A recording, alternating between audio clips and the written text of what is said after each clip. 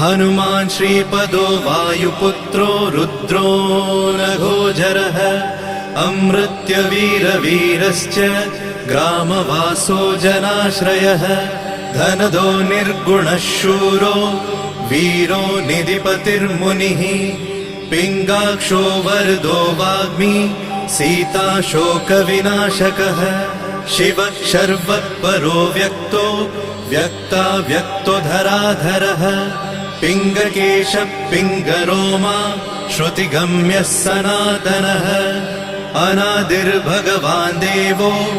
विश्वहेतुर्जनाश्रयः आरोग्यकर्ता विश्वेशो विश्वनाथो हरीश्वरः